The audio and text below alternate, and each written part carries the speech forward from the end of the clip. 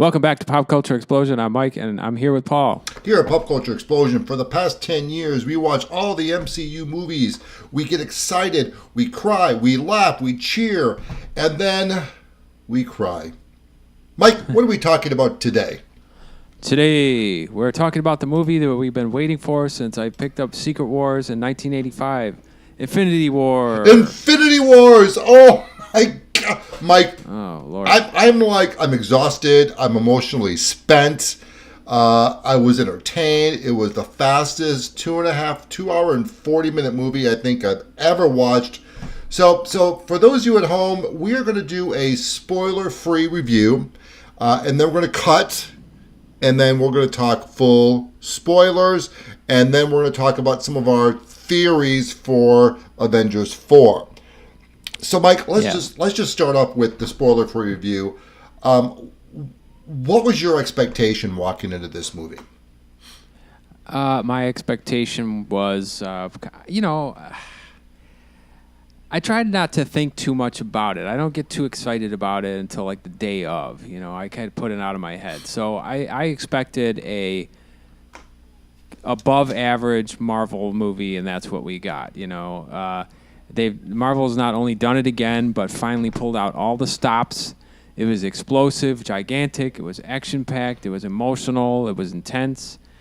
Full throttle, mega adventure.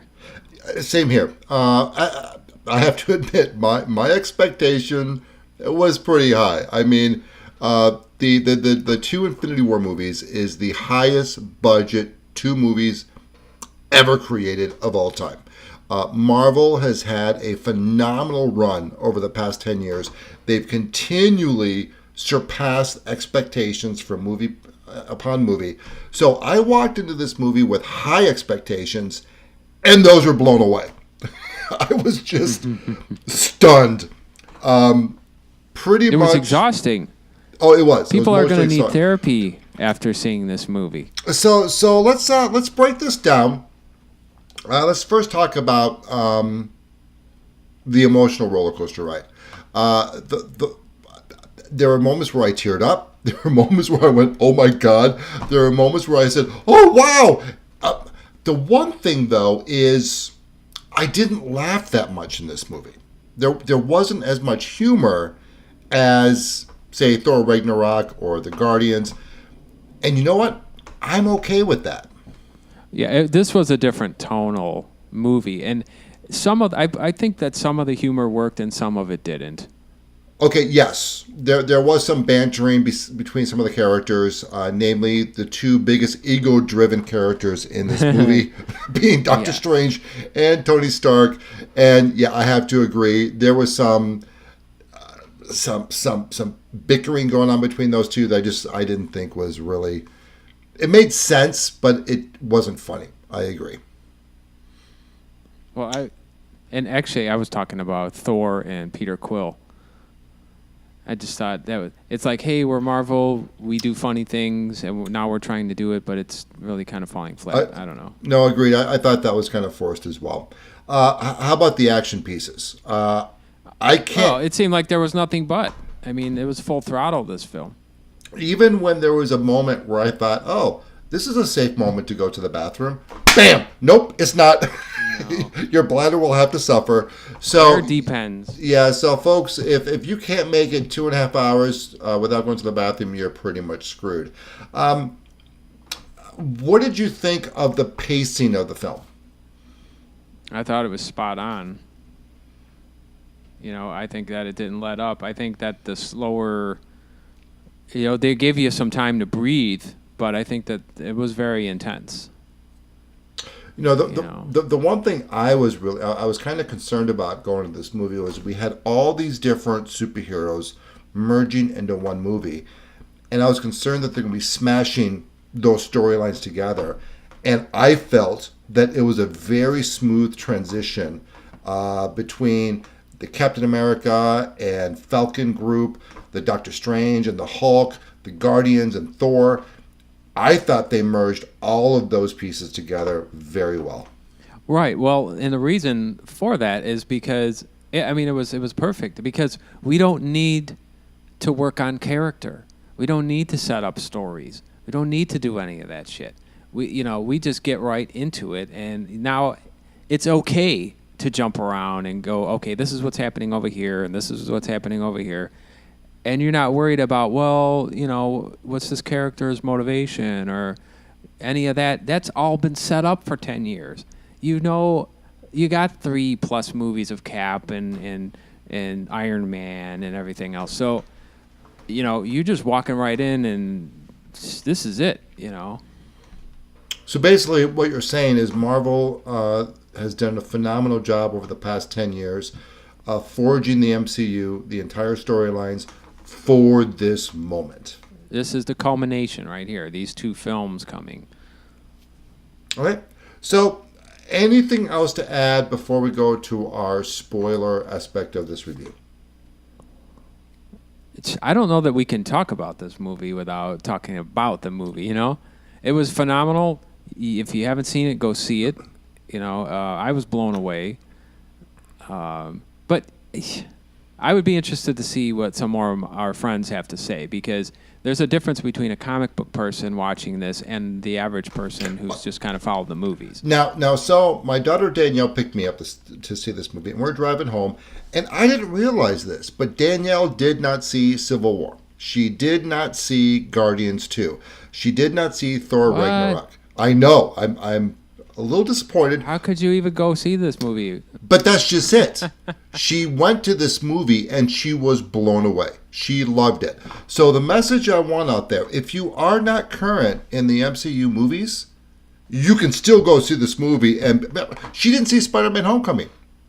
So this was her first introduction to Spider-Man, the new one with, Tom Holland. Tom Holland, thank you. And she was blown away. So, hey, if you are not current with MCU movies, take it from me. Go watch this. You'll have a great time. And then come back for our spoiler-filled review. So, Mike, with that being said, let's just cut into the spoilers, shall we? Hello, welcome back. So now we have the true fans of MCU. Mike, we just talked about our spoiler-free review. Let's just dive into the spoilers. I have to say, the death of the Asgardians and the death of Loki totally set the tone of this movie. Yeah, I was surprised on 2 counts. One, that Loki sided with his brother and not Thanos, which is a total completion of his character arc, which is genius. And the fact that he dies, hello. You know what, though? It makes sense. I mean, the Loki in the comic books is not the same Loki in the MCU. Yeah. I've never viewed Loki as this evil illusionist, that was portrayed in the comics. He was the god of mischief. That I will give him credit for. But he was always a fan favorite. He always made... he'd make 20 bad decisions and make that one really good decision. And in this movie, he made the ultimate good decision. And he paid the price for it. Yeah, he went down a hero. Yes, he did. So we have the death of Loki. Now we have Thanos or Thanos' minions arriving on Earth. I was shocked on how powerful they were. I was impressed. It was just, my jaw hit the ground when just 2 of them was introduced, and Doctor Strange, Tony Stark, and Spider-Man they were just struggling to fight these guys. Yeah, in the first portion of this film, I was just like, this is effing great. I mean, loved every minute. I can't wait to see it again. I'm seeing it tomorrow after church, for sure. So we had a lot of deaths in this movie. Loki's death and like I said, Loki's and the Asgardians' death set the stage of this film. What death really had the biggest impact on you? Well, if you're counting like real death, as opposed to just withering into eternity. Like at the ending, I would say obviously Gamora. Like, very surprised at that. But I mean, it was an obvious scene, when they were there. I was like, oh, okay. But I just didn't want to believe that that's what was going to happen. The moment he said, the moment the Red Skull, and the Red Skull was there, that was so incredible. Yes, cameo alert. That was awesome. The moment he said a soul for a soul, and it has to be someone you loved. Thanos, even when Gamora killed the fake Thanos, I saw the love that Thanos had for Gamora. He always loved her. And I knew at that moment, Gamora's dead. She's going to die. And my mouth was covered by my hands. I was shocked. And I teared up because I love Gamora. She's amazing. I really enjoyed the fact that, we did have the mindless army, but we had minions with personality and strengths and weaknesses. And I really enjoyed that piece of this film. This, in my humble opinion, was a first where the minions of the main bad guy can totally kick some ass. Yeah, and it gave you, that second tier, and then you had the third tier of the typical mindless robot soldier, whatever, in movies. So yeah, I agree on that, having that second tier with a little bit deeper. Not that they went into their characters or anything, but they were definitely a force to be reckoned with for sure. Deadly. So let's talk about the highlights. Who is the MVP of this movie? Thor absolutely was the MVP of this film. Absolutely Thor. The God of Thunder with his axe. And of course, I think my favorite line in the whole entire movie was, "You should have aimed for my head." Thor was amazing. Now, the one character that was strangely absent in this movie was the Hulk. He was in the beginning, and he totally got his ass whipped. Why was Banner fighting with the Hulk so much to get him back into the fight?